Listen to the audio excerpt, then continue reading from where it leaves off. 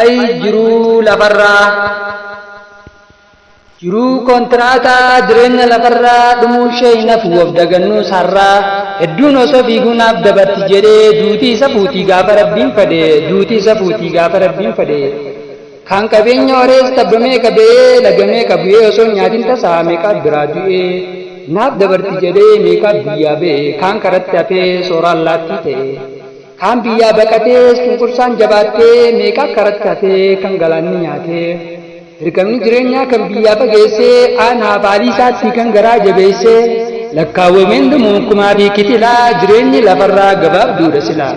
meeqaatu rakkatee kararratti ba'ee harka namaa laaluun carraa isaa ta'ee harka namaa laaluun carraa isaa ta'ee inni kaan dibamee sireerratti hafee fedhii isaa malee halkan guyyaa rafee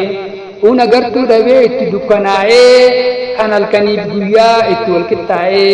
kun dhageettii dhabee mallattoon dubbataa kun mataan dhukkubee ofiin dubbataa kun ilkaaniin kolfaa keessatti gubataa ilmaan baay'ee horee kun waliin rakkataa ilmoo tokkos dhabee kaan rabbiin kadhata ay jiruu lafarraa qormaanni kee danuu naaf dabarte jedhee si eegaaraanuu atuu gabaabduudhaadhii sinan rakkinii rakkinaaf gadadoo osoo nan arginii anuu deemuuf jira yeroodhaaf taphadhee rabbiin na gargaaraan xiqqoo daldaladhee sintii guyyaa boru harkatti qabadhee anuu deemuuf jira rabbiin yaabbadhee bidiruu yeroo xiqqoo tanaaf nan rakkiyyaa jiru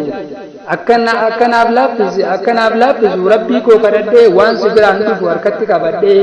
silleen daganne yaa jiru akiraa dabaree eeggadhee anuu dhufaa jira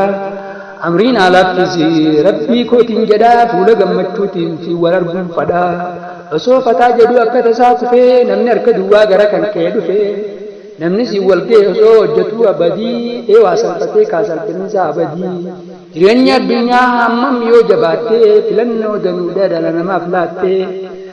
kanumaa dadhabee kunoo ilmi namaa jireenya akiraa filannoo ishee lamaa bilkoofnaan jannataa kasaarraan ibiddaa fudhachuun dirqama akkam gootee diddaa jireenya lafaatiin namni dhabee sabrii akkamiin danda'u gaafas fitinaa qabrii siraat dabalatee hisaabaaf mizaanni gaafa harka bitaatiin kennameef kitaabni way sheenaaf hoo jechuun gaabbee quboof nyaataa mi'a osoo si ta'e gaafas akkam taataa inni akka kootii kan diliin faalame abdiin kutu rabbii yoo naaf araarame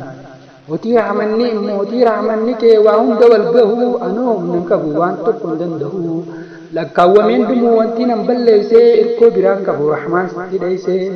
atuu gara laaftaa mootii jalaalanii dilii teenya hunda miinaaf araarame azaaba gabrii rahmaan naaf tolchii jannata naaf laaddu dhuma koo na tolchii jannata naaf laaddu dhuma koo na tolchii. Egaa wassalaatu wassalaamu alaikum warahmatullahi wabarakatuh hundumti keessanuu kan dhiiraa fi dhalaa bakka jirtanitti nagaa naaf argadhaa isin jechaa garuma yuutuubii reediyoo dhaamsaatiin dhaamsa keessanii fi yaada keessanii isin biraan gaadhaadha sheerii fi sabskiraayib naa godhuun ammoo odoo oromummaa baadhaa jazakumullahu khairan isin jechaa walaloo kanarraa akka waa baratan abdii qabaa kanatti dabalee mootu walaloo kutaadhaan akkaan isin biraan ga'uuf chaanaala kiyya sabskiraayib naa godhaa isin jechaa galatoomaa baadhaa isin